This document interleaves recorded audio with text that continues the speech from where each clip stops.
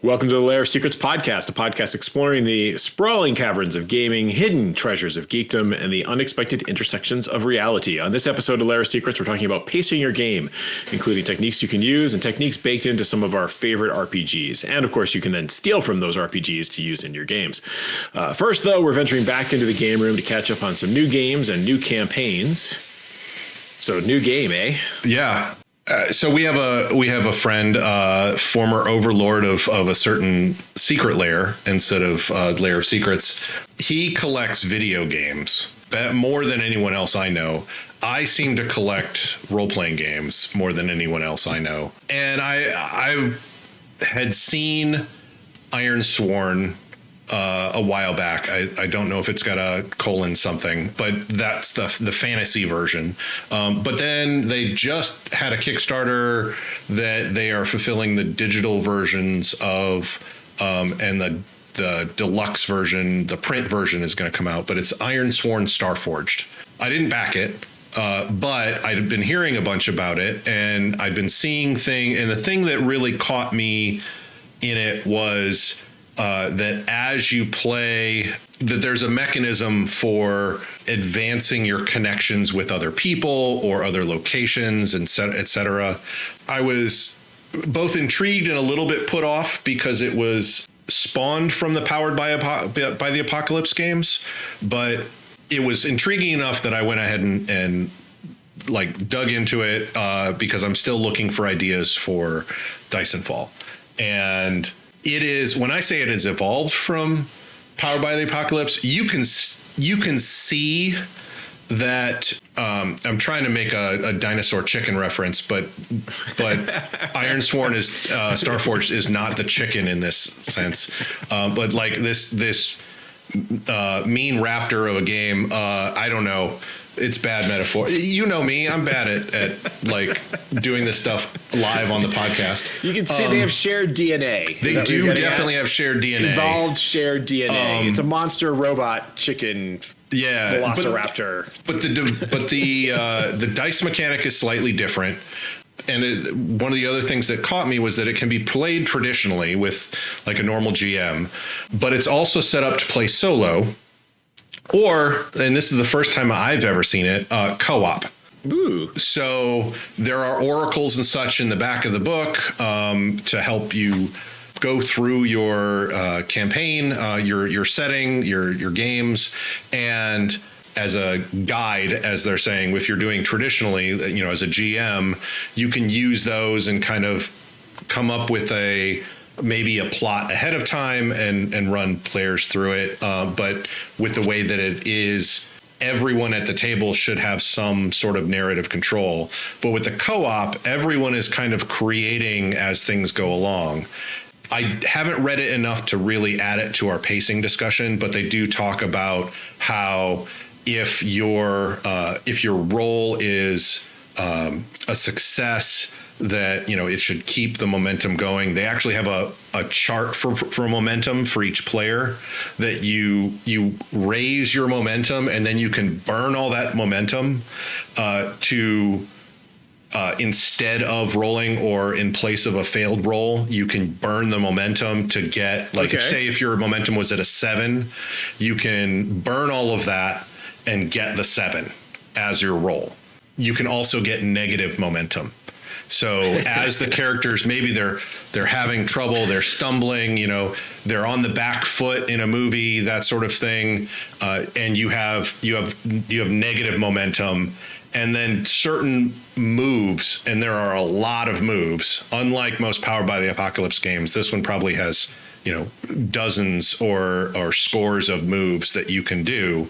And again, I haven't dug into it that much, so I may be saying something incorrect here, but different moves will allow you to increase momentum if you succeed at them. And so and if you fail at them, there are consequences, and there are ways to do consequences.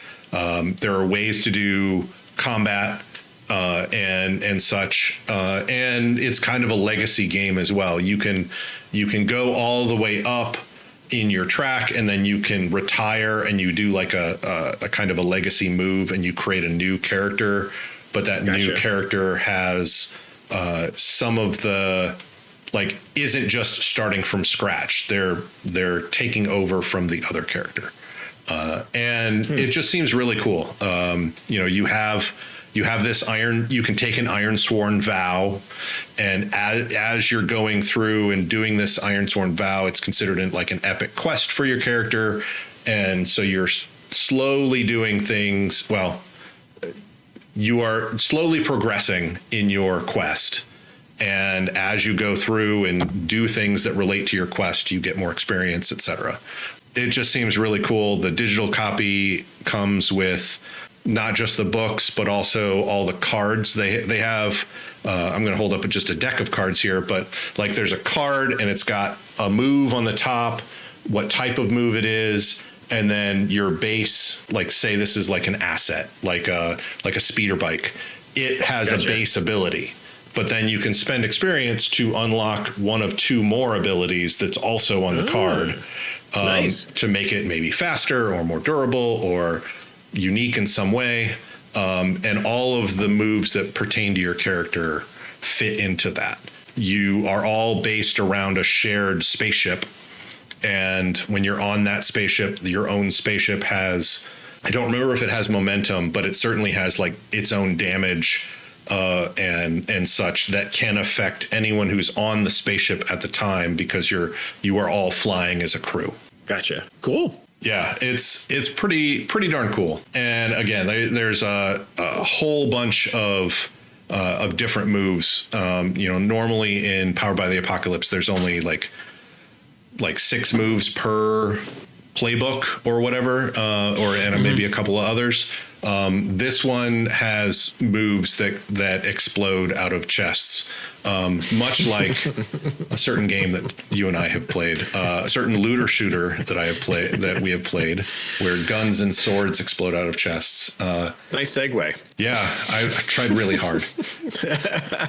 Tiny Tina's Wonderland.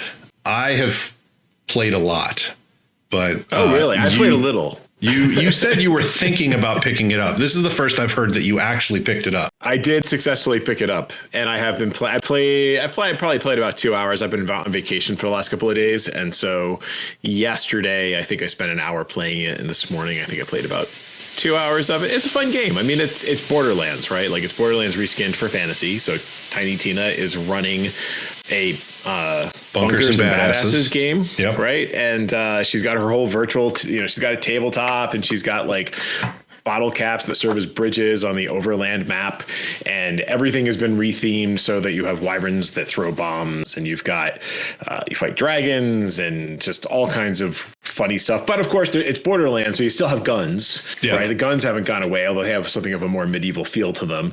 Grenades are gone, replaced by spells. Yep, shields are gone, replaced by some kind of armor. Wards. But I'm not really that far in, so it feels like it's got that same sort of take your brain off the hook, shoots lots of stuff, get some loot, repeat. And I really like there's a lot of table talk. So out of character table talk by the two other quote unquote players. You're the newbie, who's also the fate maker, but I don't know why they are I don't know why they're not characters in the game, but they are just kind of sitting there and right. Watching you play or something. But it's been a lot of fun. My mind outside of work has not been in a place where I want to do stuff that requires a lot of heavy thinking. And so I've played a lot. I played with Chris, who I mentioned before, and our other friend Natalie, in 2 separate times. So I would like to have a full party of 4. I think that would be amazing. Yes. Yes. Just 2 people was a lot of fun. And I've liked the entire Borderlands franchise, but Tiny Tina, they did a few things that improved on it, where in Borderlands 3 was a weak one in my mind. I don't think I ever finished Borderlands 3, because there was a lot of here's this point of interest here, now run or get in a catch a ride and drive a very long way, and then you can see it. Then you can get into another sort of fight.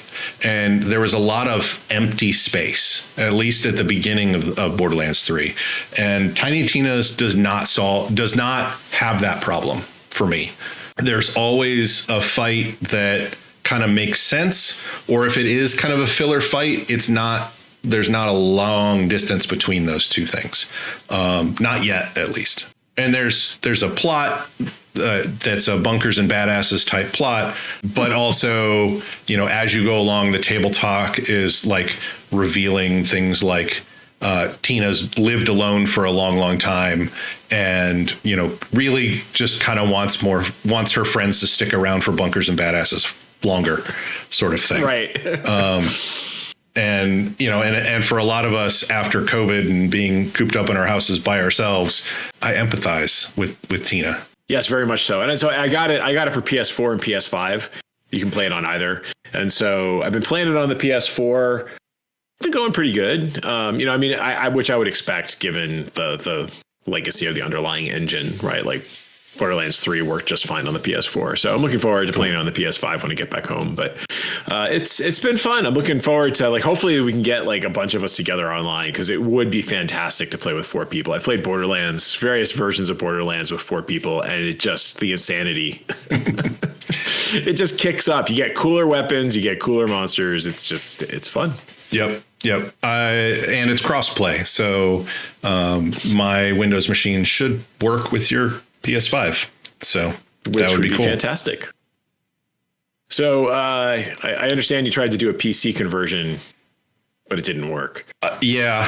I had talked about the Atari VCS an episode or two ago, and I said I was hoping to turn it into a PC with maybe Steam or Fortnite or whatever for my nephews.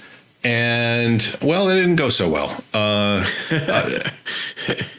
Atari had there's a video out there of people playing Fortnite on the Atari VCS. And I was technically able to get it to run. I spent like $40 on a good sized and good speed USB drive, and put Windows 10 on it and put Fortnite on it. And I could play for a little bit before it ran out of video RAM and would just freeze. Oh. And this was at the lowest settings possible. Like I could not even turn on the setting of stream in high quality textures or anything else like that. It still looked fine. But the fact that I could only play it for 5 minutes before it locked up, I don't want to be tech support at 9 at night or whatever when my nephews are trying to play Fortnite and can't.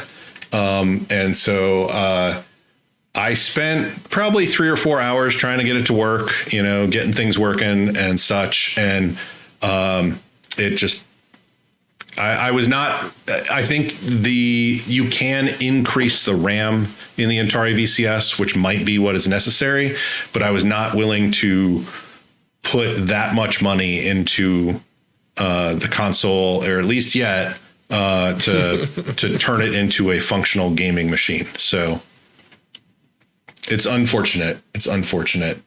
Bad segue goes here. It is a new year, and Ken, this is the new first I've heard about this a little bit, because you've been planning a new campaign, but we're supposed to be playing Cyberpunk. What's going on here? I got too many things going on, but that's why I went on vacation. I took this nice little retreat for a couple of days to be by myself, play video games and work on campaigns. So this one just kind of spiraled. It's funny how things work. Like many of my real world campaigns are winding down simultaneously. Both of my lunchtime games are winding down. One of them just ended. And our 2-year-old Chroniclers D&D campaign just ended. And so we started talking about, hey, like what do we want to do instead? Right. Because we like to rotate DMs with my Sunday gaming group, the Black Razor Guild. And so I pitched some ideas, because I've had some ideas that have been kicking around in my brain and people got excited. So new year, new campaigns. And the campaign that I pitched to my group was Elemental Apocalypse. which answers the question, what happens when the Temple of Elemental Evil rises, if the heroes can't stop it? So those of you who are not familiar with the Temple of Elemental Evil, it's a big thing in Greyhawk. It came out as, gosh, I have the book here. It was teased in Keep on the Borderlands, which was one of the first modules of D&D, but I think didn't come out for like 10 or maybe even 15 years later. It was a huge amount later. Yes, exactly. So in the world of Greyhawk, actually, the temple rises several times. There's this initial battle with what's called the Elemental Horde, which is formed by a demoness who may or may not be working for the evil god Therisden, or may not be realizing that she's working for the evil god Therisden. They are defeated in an epic battle with good. The forces of good come and seal away the demoness in the shrine of elemental evil. And several years later, the classic module T1 through 4, the Temple of Elemental Evil, comes out, and it's all about like a faction that's trying to liberate her and the heroes that try and stop them. Many years later, I think maybe 20 years later, 15 years later, Wizards of the Coast released a 3rd edition follow-up to that called The Return to the Temple of Elemental Evil, which my friends and I played through, which we had a blast with. We played it. We called it our Red Shirts campaign. So my D&D campaign's been around for 20 years or whatever, right? Yeah. And so we decided that we were going to play with the junior members of our guild, the guys the red shirts, who literally go off, they could be killed at a moment's notice. And so they're the ones who have to save the world. So in this new campaign, the plan is to say, okay, Temple of Elemental Evil rises, the Horde of Elemental Evil wins, the nations of good are broken, and the apocalypse comes. And so it flips the classic Keep on the Borderlands scenario, which I have to give credit to BX Black Razor, which is a blog that talks about basic D&D. And they talk about the secret of Keep on the Borderlands, which is this. If you are in a murder hobo looting mode, the real target of Keep of the Borderlands should not be the Caves of Chaos, which are where all the humanoid monsters live, right? It should be the keep. The keep is where the treasure is. You should sack the keep. Okay.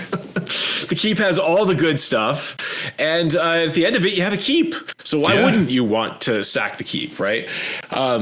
So our take on this, or with the pitch I have, is that basically the heroes are going to be hiding out in the Caverns of Hope, aka the Caves of Chaos, and they are hiding from the apocalypse. Basically, the princes of elemental evil, all of the elemental princes of fire and just earth and what have you, have risen. Their factions are competing to cause the most destruction possible so that they might free their slumbering god Therisden. And meanwhile, the heroes are hiding out in the Caverns of Hope. And my inspiration for this is basically threefold. One is, aside from Black Razor's post, the Willow TV series, where the next generation rises to deal with an ancient evil and basically looks great doing it. Red Dawn, right? The classic, teenagers fighting back against the Russian invasion. Right. We're not going to talk about the other Red Dawn movie, which I have never seen. Red Dawn movie? Yeah, exactly. And Independence Day, which Independence Day is great. Like they destroy all the capital cities, right? Mm-hmm. There's a ragtag band that has to somehow figure out how to fight off the aliens. And that's basically the premise, right? So it's going to be fun. And what I wanted it to be was really just kind of over the top, or as over the top as I could get with Dungeons and Dragons 5th edition, right? So I want the PCs to start at a higher level. They're going to be 3rd level. They're going to get bonus feats at 3rd and 6th and 12th level. And we're swapping out inspiration die for liberation dice, which the liberation dice will let you reroll any result, double damage, or change a story aspect. So if you're the guy who currently has a whole bunch of elemental cultists chasing you across the parapets of a castle, and you're like, I got this, I want you to jump off the side of the castle. I want you to be like doing hand crossbows and blasting away at the cultists. Nice. Taking that desperate action, and then spending a liberation die to say, yeah, of course I have a grappling hook, and you whip it up. Or of course the others are there to catch me. Or of course there's a wagon that I deftly bounce into and then roll and pop up and give a tip of the hat to the evil cultists who are now, shouting at me from the top of the castle, right? I want that kind of action. So I'm hoping that the flashback mechanic in the Blades in the Dark sort of games, a little bit, or could be. In so much as that, like in the moment, like what I want is D&D, and as we talked about this before, and it kind of goes to pacing, right? Like people spend too much time in their own heads coming up with their own plans, and I think other games like Savage Worlds or Fate encourage you to take risks, right? Like because you're getting these dice, the Cortex system, you're getting these dice that encourage you to do a thing, which then you do something awesome, so you get more dice. And I want to have that sort of positive feedback, but within 5th edition, and I want the characters to feel awesome, right? Like I'm not gonna like evil will be evil, right? Like they're not going to be incompetent, but I want the PCs to feel like they could do something really cool and actually pull it off, which isn't necessarily always the case in D&D. Nice. So we'll see how it goes. Everybody's excited about it. So, and we're doing like the heroic tier for point buy, right? So not just your standard fantasy buy, like everybody's going to have good characters who should be able to do pretty impressive things. That sounds pretty awesome. Is there, like, for the Liberation dice, is this something that you came up with, or is this something that you found somewhere, or like how I can't. So the story aspect, I think that's from Cortex. There's a lot of different role playing games that do that. I think they had story dice in 3rd edition too. At least I think it was in Dungeon Masters 2. The reroll any result and just automatically double damage are just like limitations that I see with inspiration, right? And also the tendency I have seen is that people hoard inspiration dice because there's only one. Right. Like, and so you use it at that one moment, and then DMs have a tendency to forget about them or to encourage people to spend them. Right. So I want them to be in the forefront of their minds that I've got these dice and I can spend them, and I'm going to get them back, because the more cool things I do, the more dice I'm going to get. Right. Yes. And so we'll play with it as it goes, but that it's like taking all of the lessons that we have learned from Lair of Secrets over the last 2 years. Cool. And turn them into one dice mechanic. So we'll see how it goes. And part of my question there was, so if this is like a amalgamation of a bunch of different things, can we expect an article on it on the Lair? Yeah. That you can then hand your players as, here's how Liberation dice work. Yeah, I can do that. Okay. I can do. It's going to be fairly straightforward, but we'll see. I'm sold. I'm curious to see how this experiment works, and I pitched it like that. Like, and I got to say, I'll throw a link to it in the show notes. My the thing that got me off the pot on this, that like said, I really actually want to run this, and I will figure out how to find the time to actually write the adventure, because I should be working on Cyberpunk Red, but that's okay, folks. I am working on Cyberpunk Red. I have a book. I've been taking notes. Really, I've been doing my homework. Okay. But was watching the 3rd episode of Willow. At the end of that episode, they bring in tracks, like remastered tracks or redone tracks of popular songs. And I think we may have talked about this briefly before. But at the end of the 3rd episode, there is this awesome rendition of Enter Sandman by Metallica. And between the end credits, basically, like as they fade into the end credits, like they're looking out upon this apocalyptic wasteland. And I haven't watched episode 4 yet, so I don't actually know what that thing is. But it is obviously a place that has been ravaged by magic, and they're about to head into it. And then the notes of Enter Sandman start, and then they do these kind of sketch-based outros where like they render the different characters, and it all looks so awesome. Like, okay, I want a campaign that captures that feel with these lyrics. Cool. As I said, I'm sold. How are you going to pace these Gonzo games? That is an excellent question, because I don't know. I think I'm going to have to experiment with it, because I don't want it to be slow and plodding, right? Like I want to be able to just kind of set. I don't want it to just be a hex crawl, right? Like I want it to be like Robin Hood, right? Like I want it to be pretty obvious the things that you can take on, and there's some horrible evil that you could go fight over there. There's like some injustice to be righted there. Like it's going to be obvious, and you're not going to have to spend a lot of time thinking about it. and I think it also seems like you're taking a page from the older Spirit of the Century, where the players, the protagonists, those characters are proactive.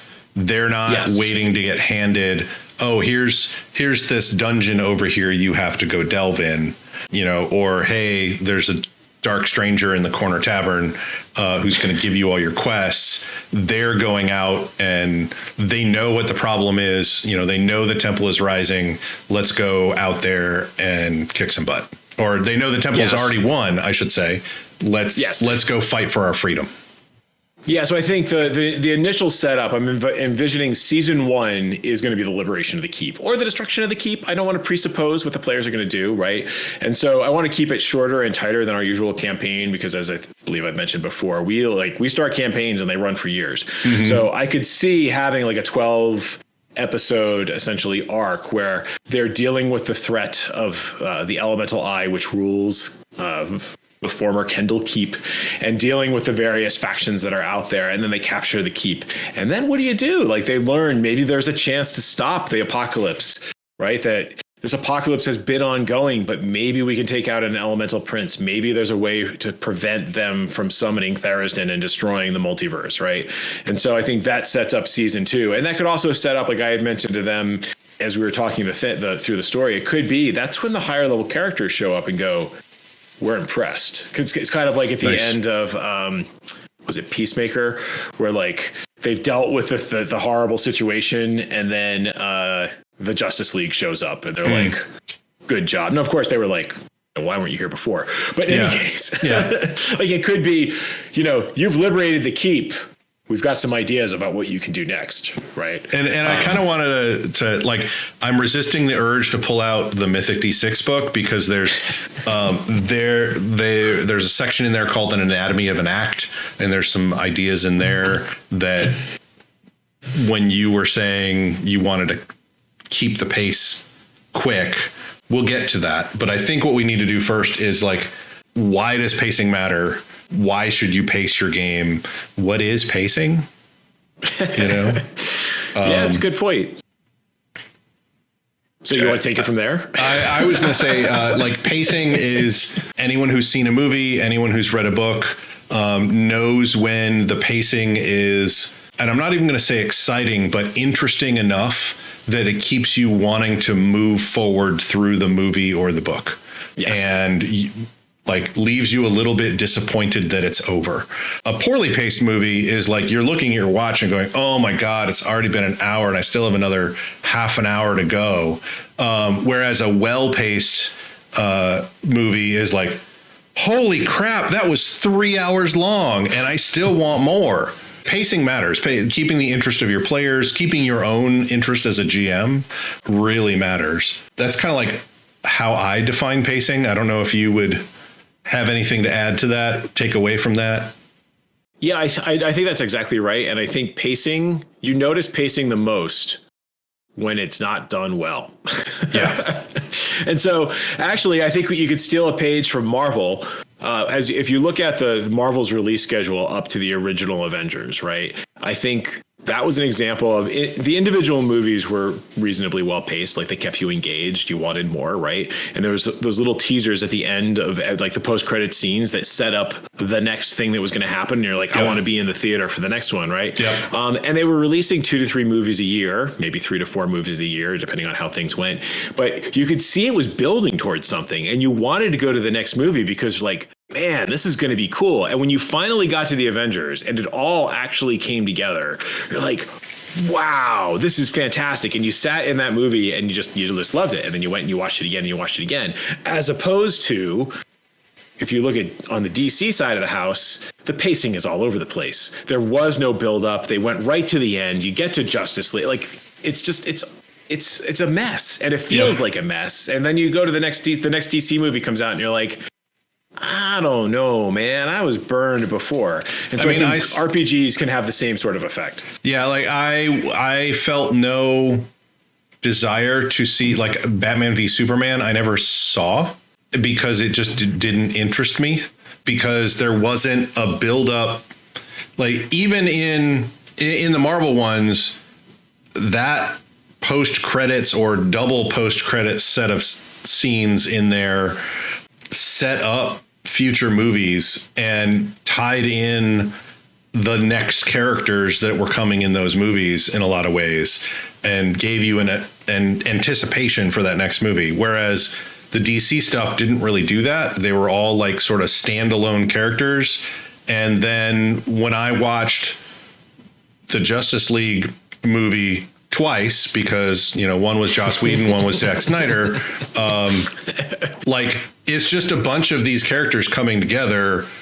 It wasn't like these characters had met before, or it wasn't these characters had done stuff before to bring them together. They were just kind of brought together.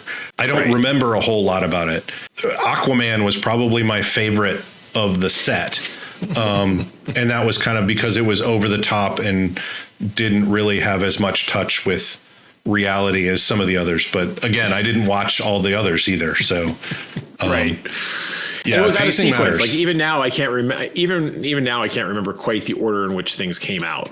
Yeah, right. Like it's and so that goes to show. And I think that's part of the problem with the DC universe is it feels like an old school D&D campaign, right? And back in the day, I mean, the way things were, you just did it, right? Like you came up with your adventure. You might follow, you know, if you took some creative writing courses or something, you might try and divide it up into 3 acts. But I think by and large, I think it was mostly just you come up with the adventure, even basing off of modules. Like modules were often open-ended. Like the pace was set by the players. Or maybe if you were being railroaded by your DM, you know, he or she would lay out the specific path that you should be on and then like whacked you with a god hammer if you ventured off of it. But the story structure wasn't necessarily there to help drive things forward or to give you those moments of like, you know, random encounters were truly random encounters. Is this a good place to put in a cliffhanger style action or to put in like a sudden like throwdown with a rival gang of adventurers? I rolled it up on a chart. Now, it's like, oh, the rules told me to roll right now. The roll tells me that goblins attack. So goblins attack. It just enrolled my campaign, but that's okay. Hey, look at this deck of many things. It came up on the random treasure chart. Yeah. Now I'm not trying to slag our past selves or even current people who enjoy the style of play, but it's chaotic. And I've seen more campaigns get derailed by a misplaced deck of many things than I've seen succeed. Yeah. And I think when it comes to pacing, I would not be playing these games now had I not played those games back then.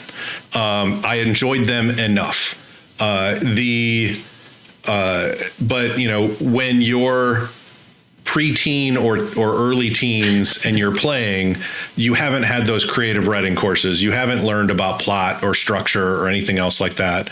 But as you grow and you learn more about what makes a good game, or maybe you've stumbled into this was an awesome game, and then you're like, why was this an awesome game?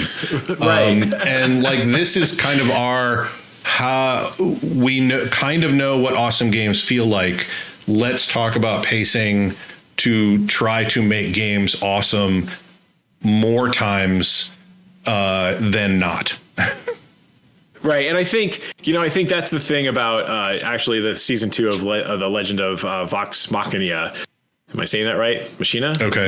Vox Machina. Anyway. Yeah. Vox Machina. Like that is based off of a D&D campaign that was like, you know, live stream, right? Yeah. But you can see the it's ad hoc roots, right? Like you can see where they must have been just like riffing, but you can also see like there's pacing there, right? There is a story that carries itself forward, and obviously they clean it up for, you know, creating an animated series. But that's the kind of thing that I think people go, oh yeah, that's what I want my game to be like. Have you seen season 2 yet? I didn't actually know it was out yet. I think it just dropped. Okay. Yeah. So future episode, perhaps. I enjoyed the first season. First season was pretty good. I think it suffers a little bit from pacing. Like there are some things in there that had some pacing, but it jumped around a lot. And I'm sure that it was they're taking a multi-year campaign and distilling it down to like 13 episodes. Yeah, something like that. Or whatever that first season was. And at the very beginning of the show, they fight a dragon. It's like that doesn't happen and win. That doesn't happen in D&D at first level, Right. Right. And so, it's a different medium, so it's going to be paced a little differently. Yeah, it was definitely choppy. That's why I can say you can see its D&D roots. Yes. But at the same time, it kept me coming back. Yeah. Whereas there's another animated Legend of Lodoss War. It's an anime, and I watched it back in college, and I still think it's probably pretty good, but that one was pretty well paced, and it was actually based on the author's campaign. But I think it's, again, based on not trying to truly retell the story that, a million people might have already seen. I don't know how many people watch Critical Role or watched that first season, but it was a lot. And so their Kickstarter got well over $1 million. So they had to kind of remain true to the original season. And or the original campaign. And so, so that stricture may have hindered and made it a little more choppy than they might have liked to have made the story. But I still think it came out pretty well. Yeah.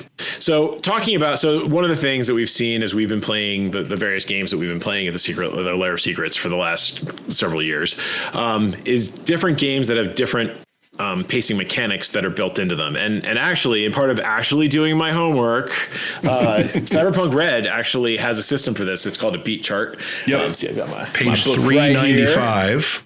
Yes. If you want to read along at home. They also have a downloadable PDF of just this section, I believe. Scripting the game, a few good beats. Yes.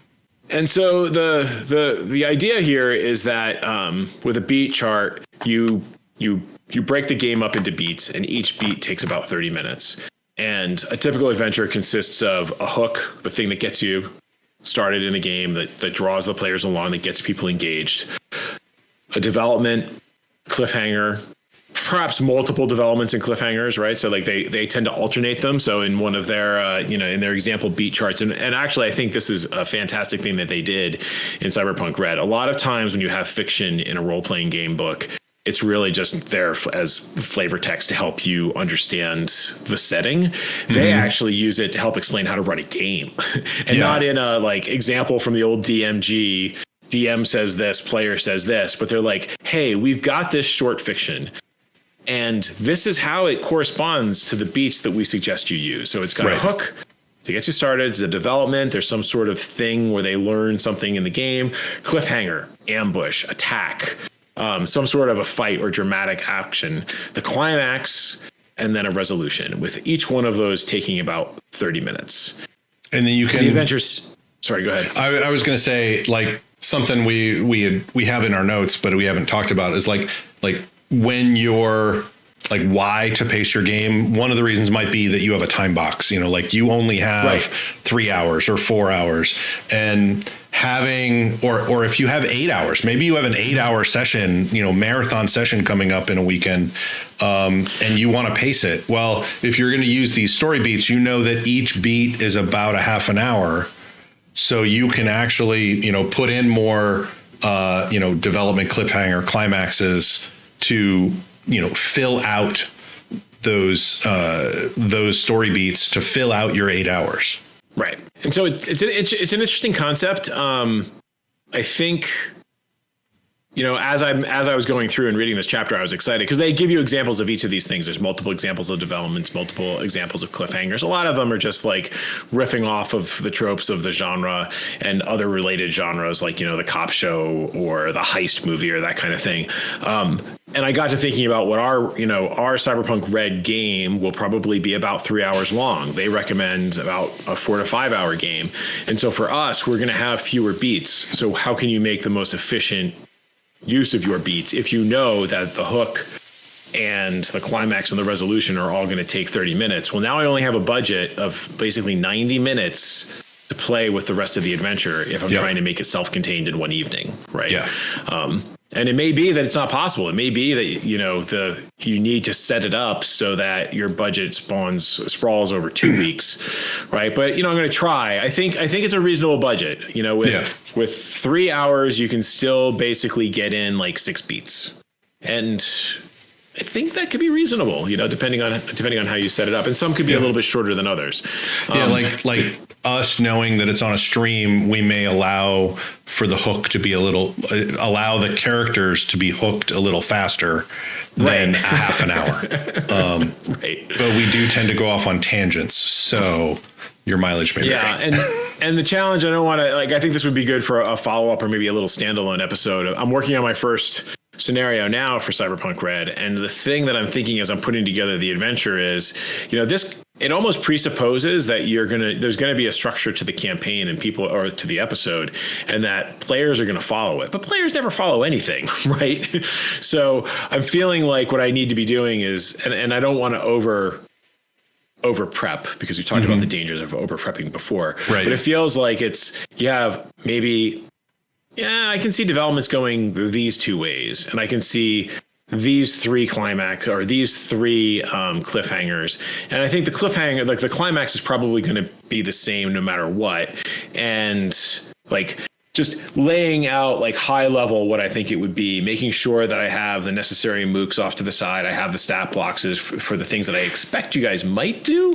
Right. And then just go with it. Right. But also I think the idea of the beats, although it implies a more rigid structure, I think understanding that, hey, I'm looking at the clock. I'm trying to get this done in 30 minutes because I want to maintain the pace of a Cyberpunk Red game, right? And so I think even if you're not following the exact structure, knowing that I have kind of this clock ticking in the back of my head, I don't say that in a negative way and that it's creating a stress or I have to be a slave to the game. If things are going well, then they're going well. But also it's Cyberpunk Red. I think it's meant to be a faster paced game, right? I think it's meant to not get hung up on 3 hours of prepping for the heist.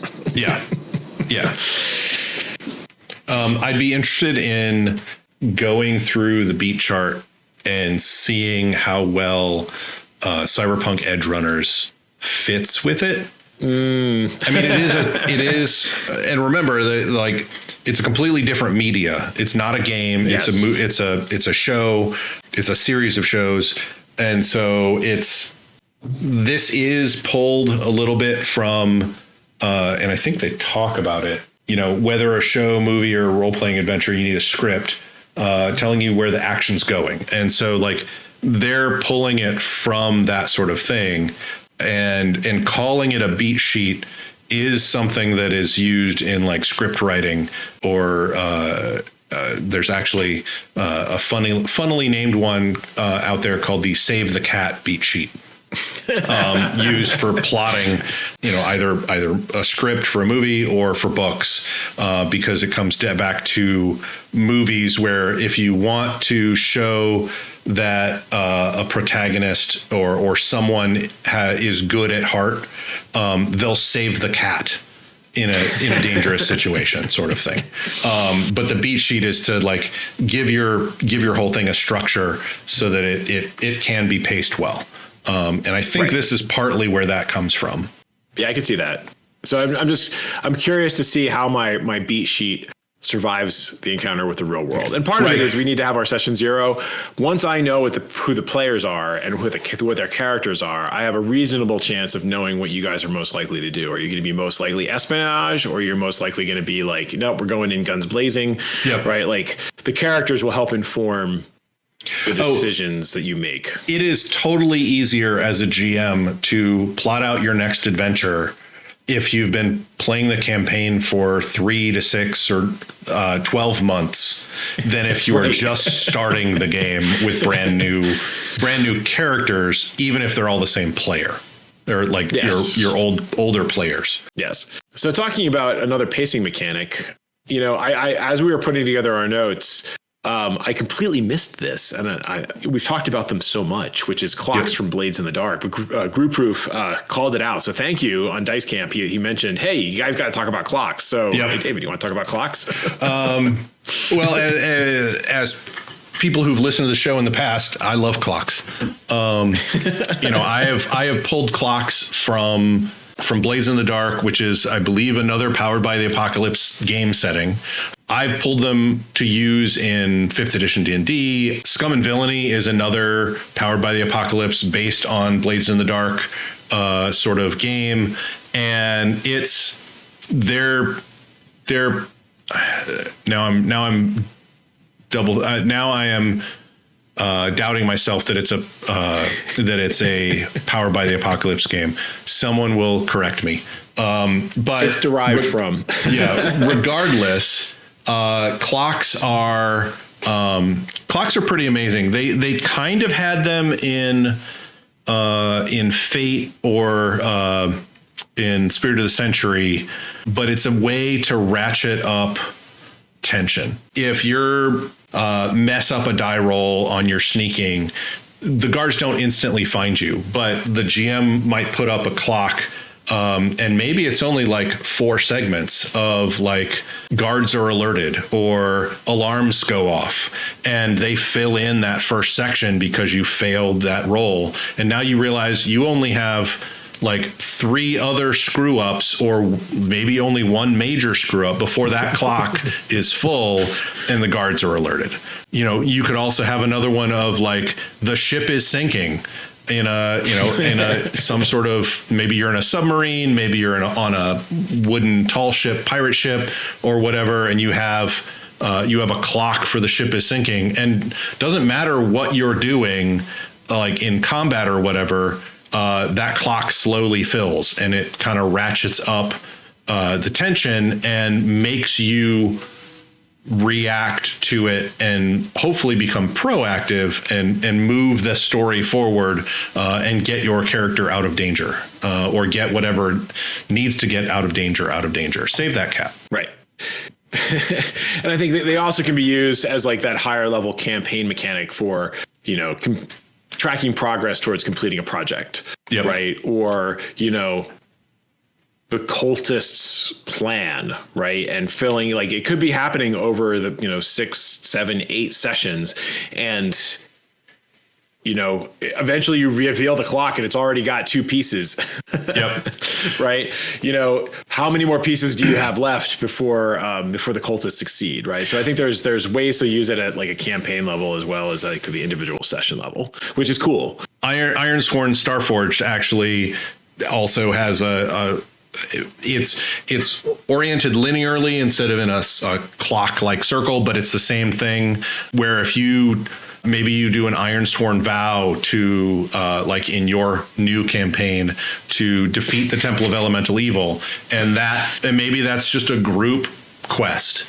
As you progress in it, as you succeed in different tasks, you make tick marks to show your progress in actually defeating the temple. Right. So going on to another game. So I've talked about it a couple of times, the Alien role-playing game. Just a couple, mostly talking longingly about it, but I did actually get it out of its box set. I have the starter set, which includes the adventure Chariot of the Gods. And Aliens can be played in 2 separate ways. And I think the one I want to talk about is the cinematic mode. So basically there's a campaign mode and a cinematic mode. And with a campaign mode, that's more like an ongoing aliens adventure. Your characters may not survive, but somebody else will tag in. But the expectation is that characters are going to live a little bit longer. The story will go over multiple sessions. With cinematic, it's essentially a one-shot that is recreating the horror, tension, and pacing of your average alien movie, good or bad. Cool. Right. So this is your Prometheus, your Alien Covenant, what have you. Not so much Alien versus Predator.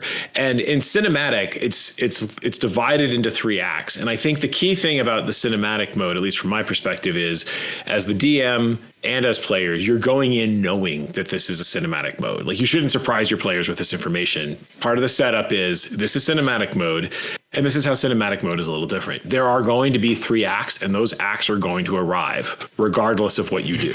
Right? Things are going to happen, and things are going to progress.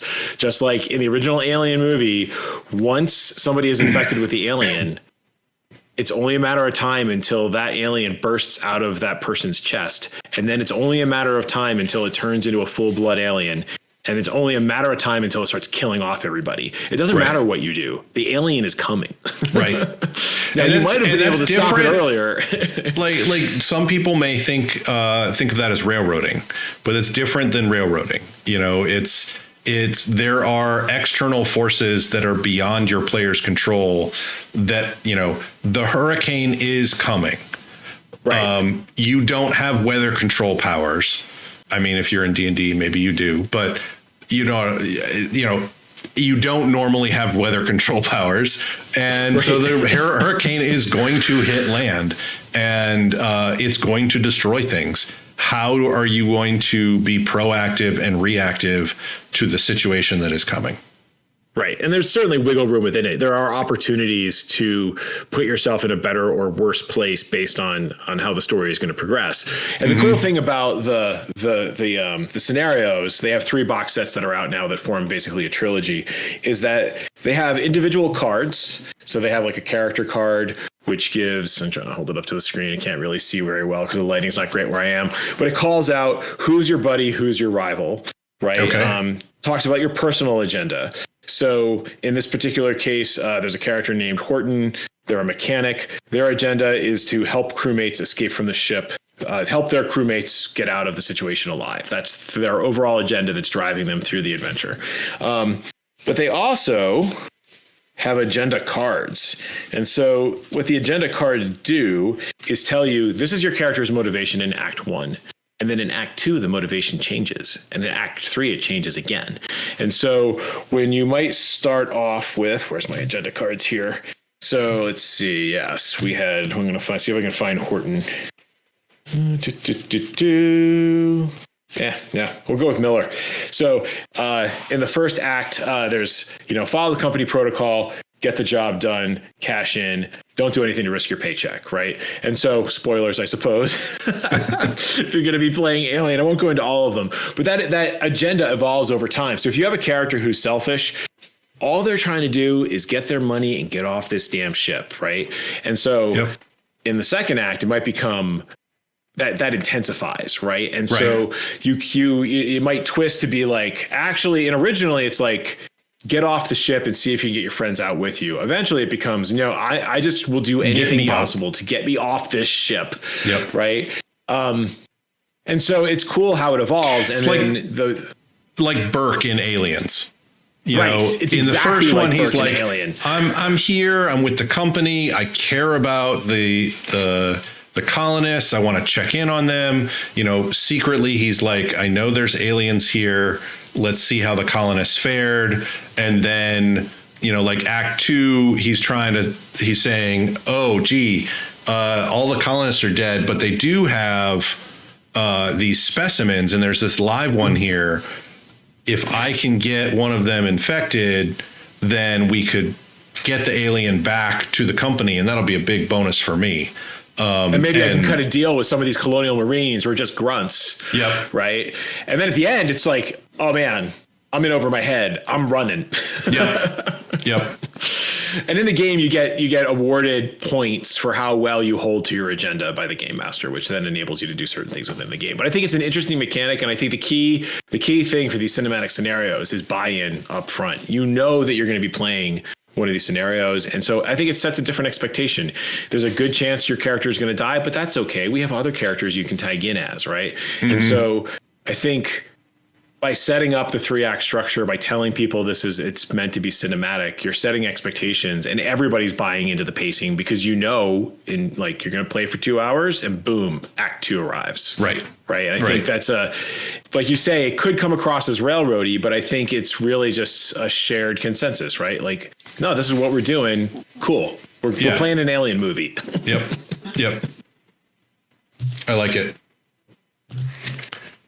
So another one that we have experience with is Fate. Yes. And Fate's a little bit different. And so this kind of goes some to pacing. I struggled with this when I ran my adventure for our Fate campaign, because I was just having a hard time coming up with what the adversaries were and trying to understand how things worked. And I stole this little quote from the adversary toolkit. And it says, as we talk about adversaries in this book, keep in mind that the fate factual, everything is a character.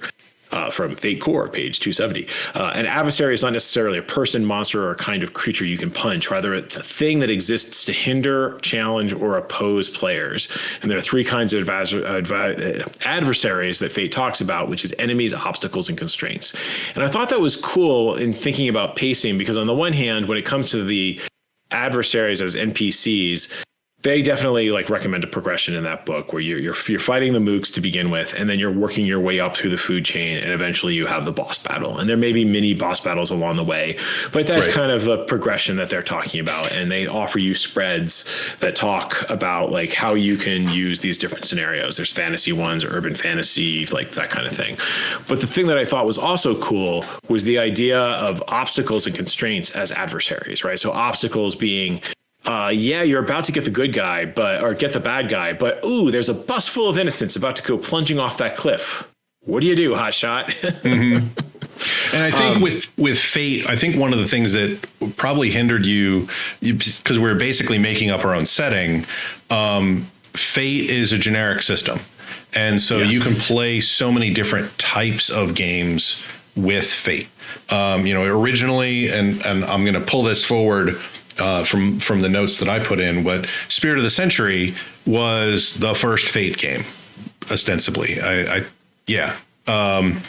first published Fate game. It was originally based on Fudge, which was which is still around, but it's a universal sort of role-playing game, fully open sourced in some ways, which is how Fate came to be, because they twisted the dials on it to make it into itself. Because it is a pulp pickup role-playing game. You're supposed to sit down and you play a session or a few sessions of it, and it's supposed to feel like an Indiana Jones or Phantom, Slam Evil sort of thing, or The Shadow or whatever. It has the pulp plot framework, which is similar to what we've talked about pacing-wise before, but it's like a way to organize your adventure to pace it, so you endanger the characters, then you reveal that true danger. Like that first danger was maybe some mooks coming up and shooting at you, but then you reveal that the true danger is this ancient, this ancient Mesopotamian spirit that's in control of something. Then the pursuit encounters complications. Then there's certain doom, the twist. Then there's the final showdown, and then the optional breakneck escape. If you think about the Mummy, you endanger the characters. So O'Connell is in the fight with unknown attackers at some point. Things happen, more role-playing stuff happens, but then they're back at the valley, and then the true danger is revealed as the Mummy itself, and then at the end with the final showdown, they have the final showdown with the Mummy, but then with the breakneck escape is the whole pyramid, that in fact the whole valley is collapsing. They got to get out of there. It totally fits the pulp framework, but not all games are like that. Not all media is like that. The Avengers didn't do that. The Avengers at the end, defend New York and win. They don't have to escape New York because it's about to get blown up. Right. What we're talking about here with pacing, also think about what type of game you want to run and or play, because all of these different things that we're talking about with pacing, with Fate and such, or Alien, the way you pace your game influences the mood in your game as well. Right. Yeah, and I think, that's where the idea of constraints that they talk about in the adversary toolkit, a bomb counting down, ritual nearing its conclusion, sounds like clocks to me. It does. But, the idea that there is a constraint that causes the campaign or the adventure to move ahead, if you think about Die Hard 3, there are bombs scattered throughout New York City. Oh, yeah, right? That one. And you have to deal with the bombs. You can't just why are we running all over New York City trying to disarm these things? Because the terrorist is making us, and there's a time constraint because the bomb's going to go off as 3:00 if you can't solve this riddle. Yep. Meanwhile, it's all just a cover for a gold heist. Yep. And then at one point, the heroes have to realize we can't keep going after all these bombs. We have to go after the big person who's setting this stuff off, because it's not just going to be about these other bombs. You know, there's going to be this run really big bomb or something else like that that's going to happen. Right. It's definitely a way to pace things, where suddenly the hero's going from reacting the entire time to being proactive and chasing the villain. Right. And I think, going back to your question you asked me at the beginning, like, what is the pacing of the Elemental Apocalypse game? And I have to sit down and kind of storyboard it a little bit to figure out like how I think it's going to go.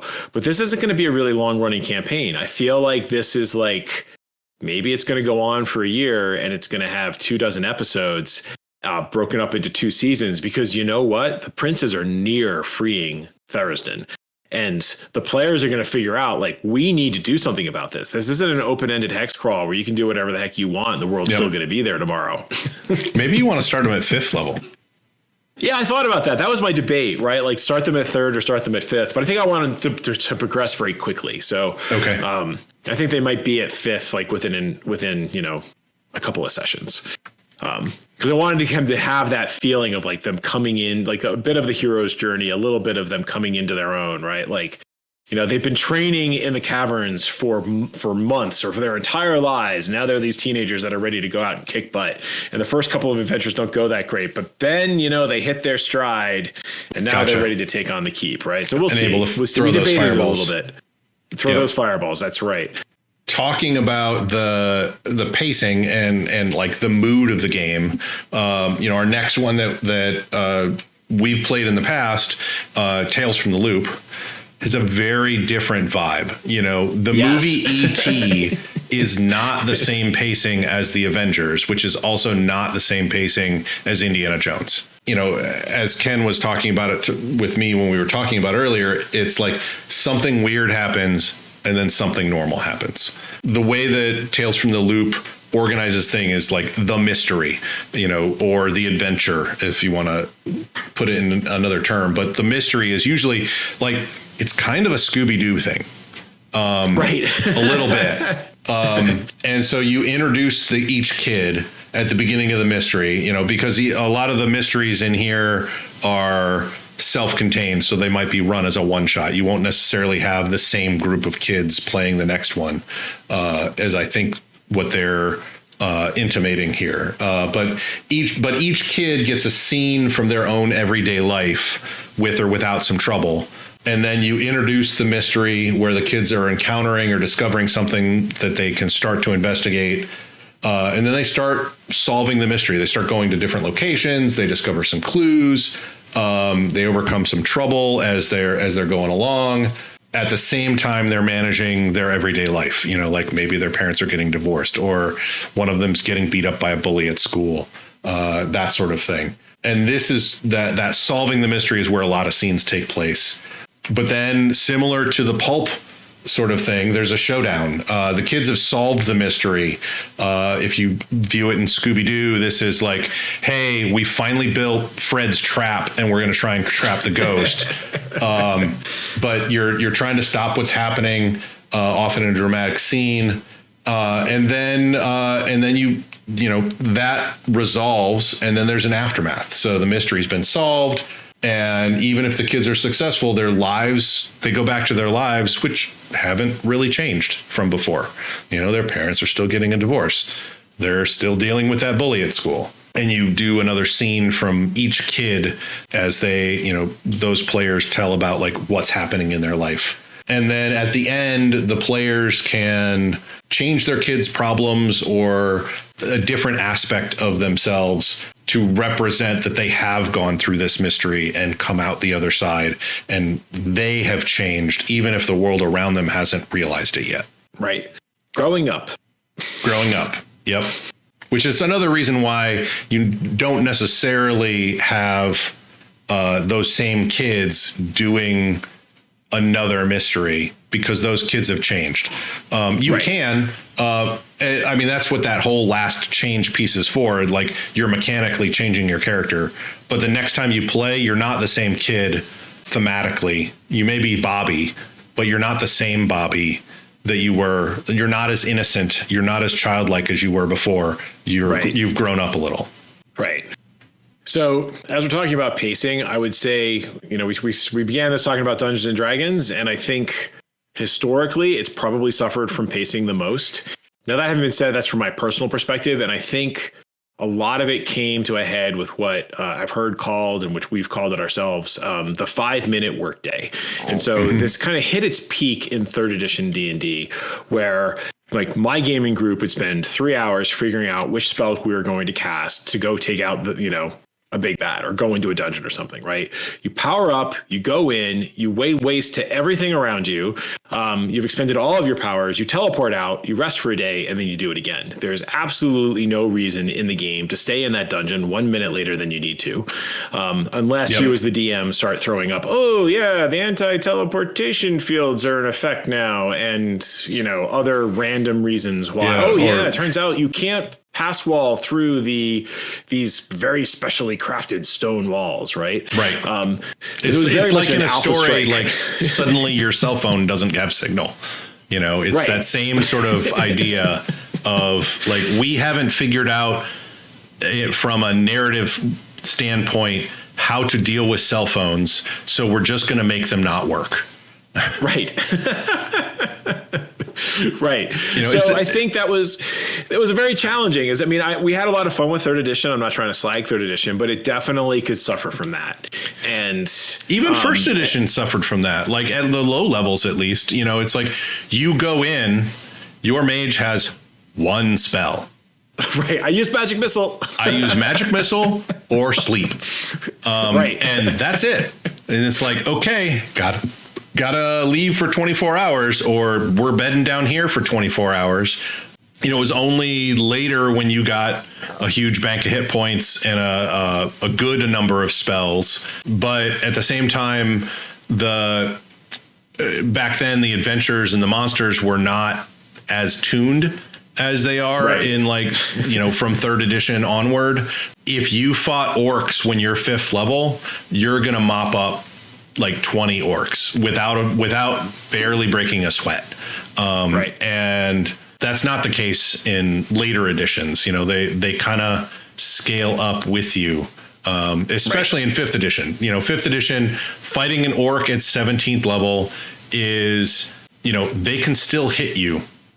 Right. And whereas, in 1st edition, it's like, well, I have -8 armor class. Good luck, dude. Right. So I think they tried to solve this mechanically in 4th edition. And I think, it's funny, like this is all about mechanical pacing. We're not even talking about story pacing, but the mechanical pacing drove the story pacing, because so much of what you do in Dungeons and Dragons is about resource management and being able to expend a bunch of stuff, right?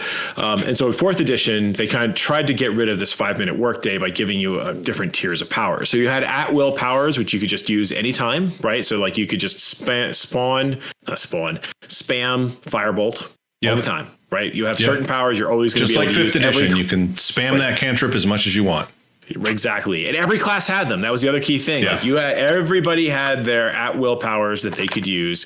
Ranger, fighter, whatever. Everybody had it. They reskinned them. They reskinned those names from 4th edition to 5th edition to make them a little more palatable and less like World of Warcraft powers. Yes. and I think they were very successful at that, because 5th edition feels more like 3rd edition, whereas 4th edition felt like a radical departure. Yes. Yeah. So they also had these encounter powers, which you could use once per fight. And then they had daily powers, like your big power that you could, it's the equivalent of your fireball. You cast it once. It's really spectacular. You feel good after you did it. But because you had this array of different powers, you didn't feel like you had to stop as soon as you had expended your things, right? It extended the adventuring day. And I think it did overall help with pacing.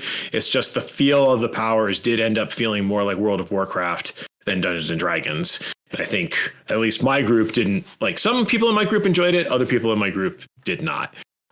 Which brings us to 5th edition, which I don't know that they've quite solved it, but I think it's much better, right? So you have the idea that players, again, have sort of these at-willy type things that they can do, class abilities that they're able to pull off regularly that are more than just like, I hit it with my sword, which is nice. Mm-hmm.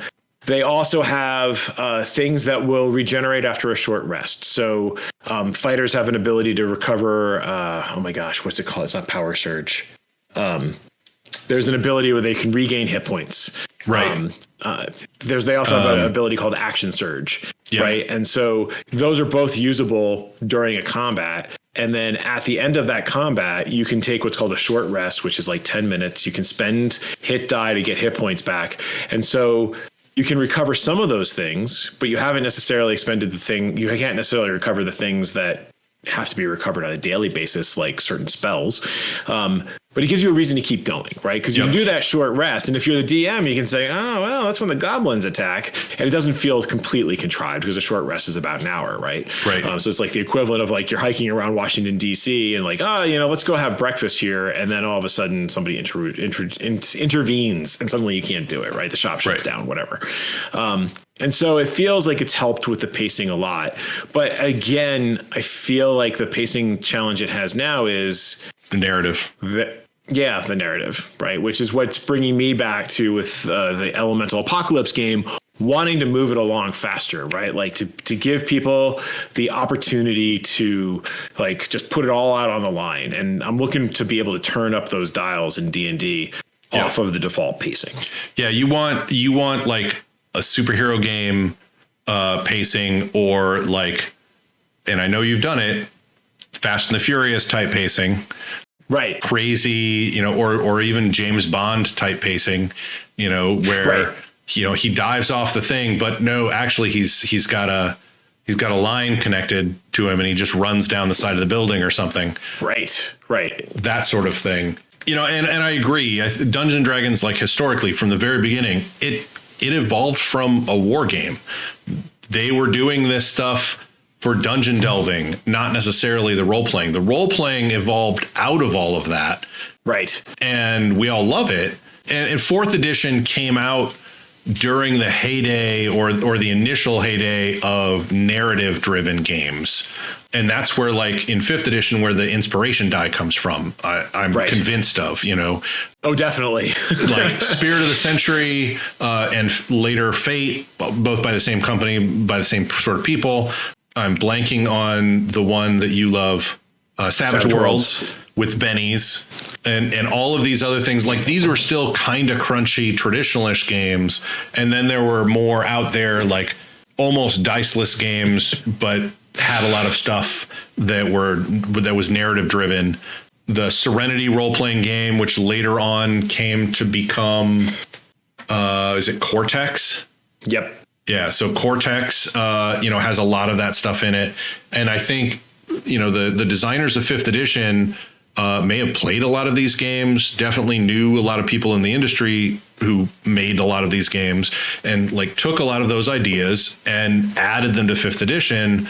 But like, there's not like it was, I would say, the first edition that really started focusing on telling a story as a group and not just kick down the door, take their stuff. There's still a lot of kick down the door, take their stuff, and I can't really say what the modules look like because I haven't played a module, haven't read a modern module in decades. It's one of those things where there may be a lot of that stuff in the module, but it's not definitely not in the 3 core books: A Player's Handbook, Monster Manual, DMG. And I think this isn't to say that you can't have great stories in Dungeons and Dragons. I mean, I think we've all had great stories in Dungeons and Dragons. It's just mechanically, it doesn't necessarily lean into that. Yeah.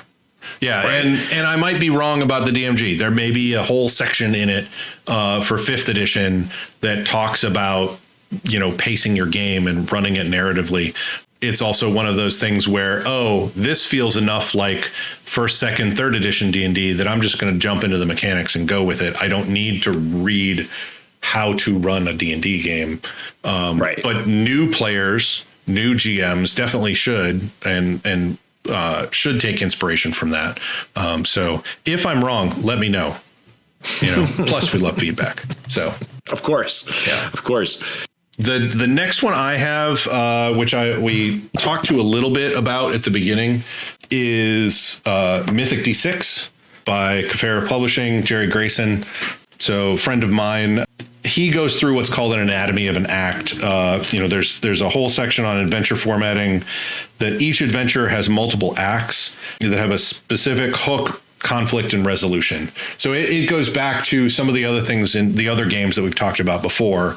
But Mythic D6 is meant for superheroes of different strengths. And so the anatomy of an act is who, what, where, hook, conflict, and resolution. So who beyond the heroes are involved in the scene? What is the act about? What's the drama or action of the scene? Where does the action take place? Is it a special spot or location?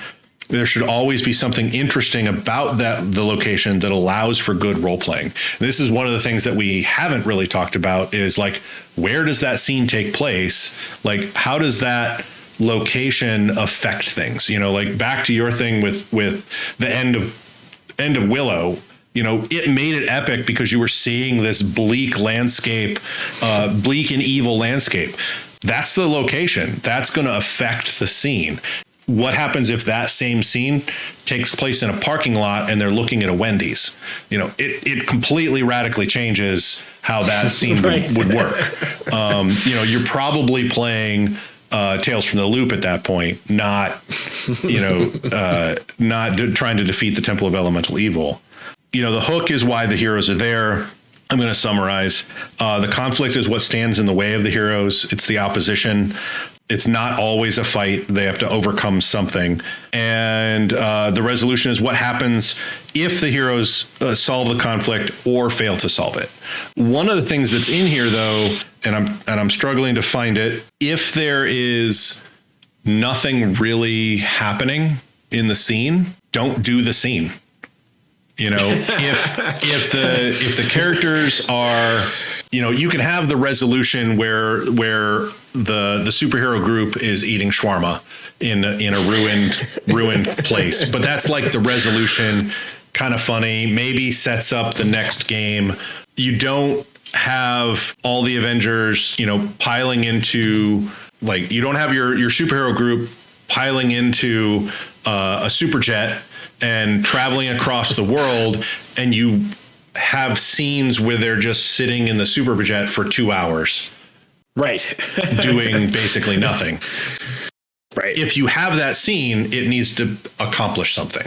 If you can certainly have a great role-playing scene. Maybe you have an NPC in there that some of them don't like, or they have issues with, between different characters, and they have to go through those issues and argue about things or whatever. But if the scene's not going anywhere, then end the scene and start with the next one that has action. That has some sort of conflict in it. Yeah, and one of the cool things about Savage Worlds, and the name of the specific name of the mechanic escapes me, but they inserted a thing just for that. It's basically a transition mechanic that if you are doing the Indiana Jones red line from one country to another, that's your opportunity to do a flashback. In Savage Worlds, you can draw a card, you look it up on a chart, and then a player has to tell some part of their history based on what they drew, and they get a penny for it, right? So, and it's cool because it reveals the lost love. It reveals the rival, the brother who ran away, right? Like the father who died. That great beer I had in that pub in London one time, right? Nice. And it helps the pacing because usually it's happening between two action scenes, right? You've just defeated the cultists. Now you've gotten on the plane so that you can go to, Istanbul to be able to deal with the next threat.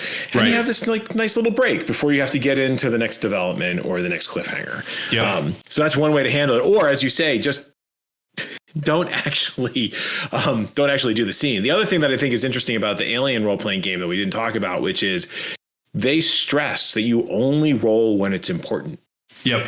A lot of games are doing that now, and I fully am behind that. And so that's what I want to do with Elemental Evil, or rather with the Elemental Apocalypse, which is you guys are heroes. You don't have to roll to get up the side of this wall. You're going to do it.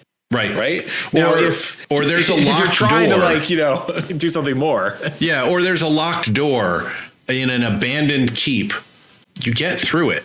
Like, right. You just say it takes you a little time. The lock's rusty. You eventually get through it.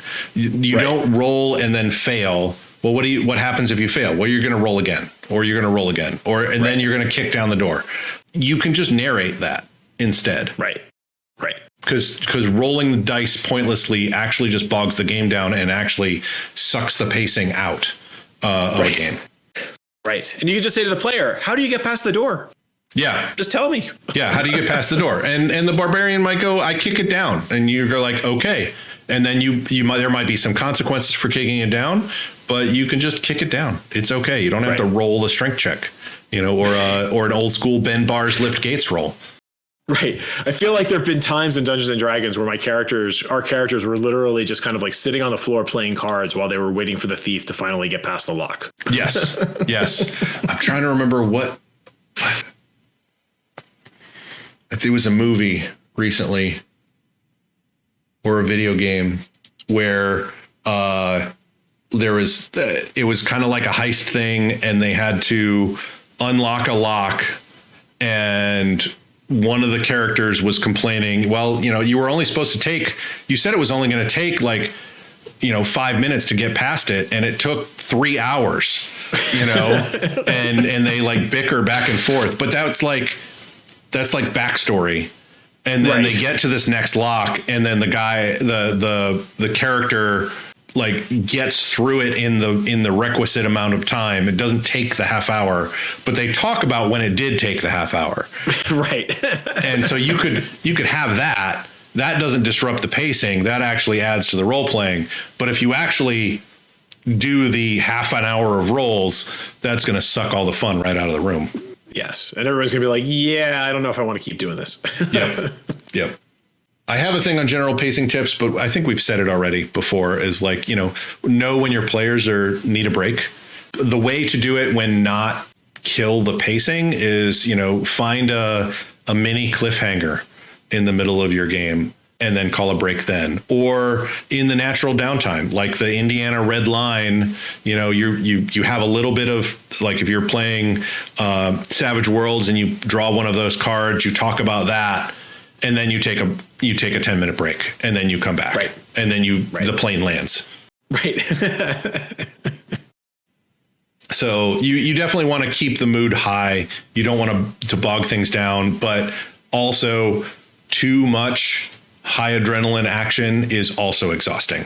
So so breaking it up with an actual physical break for people can get up and move around, especially if you're playing virtually, is very important. Exactly so. So thanks, everybody, for listening. If you have feedback, your own thoughts on pacing, we'd love to hear it. We would also might fear it, but we would love your feedback. You can send it to us at podcast@lairofsecrets.com or via @lairofsecrets. And as we mentioned before, Twitter's having some issues, so you can go and follow us on Mastodon. We're over at Dice Camp. The link is in the show notes. We stream this live on Twitch if you want to get your fix early and unedited. We are Lair of Secrets, one word, over there. You can visit lairofsecrets.com and leave us some feedback, topic ideas, or your own thoughts on what we've talked about. Thanks, everybody.